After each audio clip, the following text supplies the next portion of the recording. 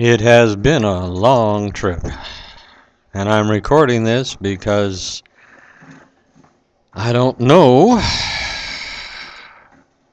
Well, I don't know very much actually, but I'm recording this in the hope that one day, 1 year, 1 century, 1 universe, somebody will find it and try to make sense out of it.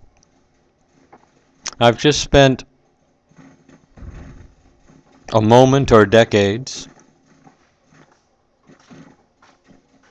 traveling and talking with people who know such things. Transformation is what this is supposed to be all about. Our lives, our minds, our universe. But somewhere along the line, the dominant cultures of the planet Earth, and it really is an insignificant little ball of mud on the outer arm of a nice, I admit, galaxy. But it's not near the center of anything, and it's not even on any of the local highways that I'm aware of. You really got to go out of your way to get there. It's not that much of a place.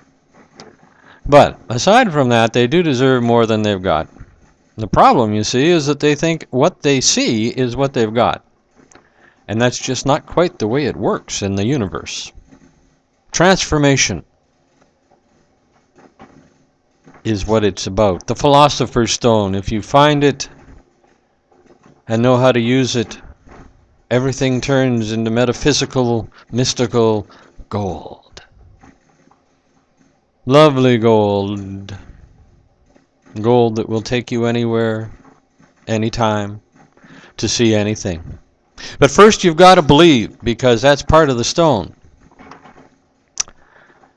They have cultures on the planet Earth that in the early 21st century, their time, late 20th, came to be known as First Nations.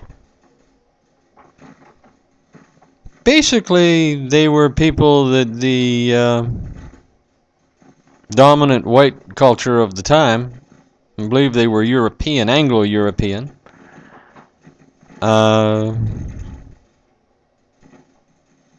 tried to convert to their way of living, to their faith, their religion. And their way of living in faith and religion, the white Anglo-European way, was that there are exactly 3 dimensions. There's thickness, there's width, and there's height. That's it.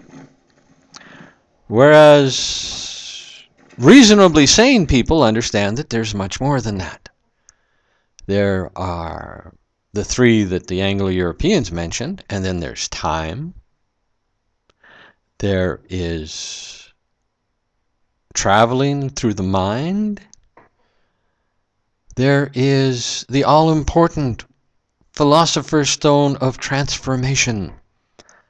I am part of the universe. And the only difference between what I am and what the universe is how my little atoms are arranged. And the important thing to remember is that if you take a building, say, that's 1,000, 1,500 feet high, doesn't matter what it is, but something about that big, and you were to take it and to put it and compress it so that all the space between the parts of the atoms that made it up was eliminated, you would have, there's my hand, you'd have something just about, that would fit well within the gap between my thumb and my finger. See, most of what we have is empty. We're just empty space, held together by, some would say a life force, some would say electricity, but we're held together. And if we can learn how to change how we're held together, we can transform from what we are to what we want to be, to what we were, to what we will be. Transformation. The Anglo-Europeans developed a religion based on the thought that only God can do things and I can't do nothing. Kind of got rid of the transformation thing, because to transform, it's got to be you.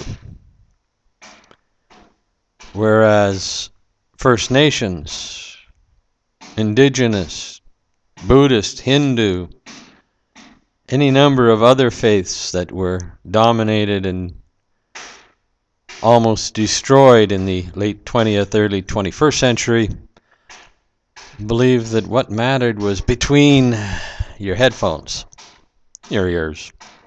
In your mind, your heart, your spirit, you could control it and use it and become what you really needed to be. Oh, damn it, I'm looking now. There goes, yeah, power surge. Okay, we're on to batteries. Well, I can transform any number of things, but I can't seem to get the power grid to work always. Anyway, we'll do more on this, hopefully, in the times to come. Transformation, it's important. Learn about it.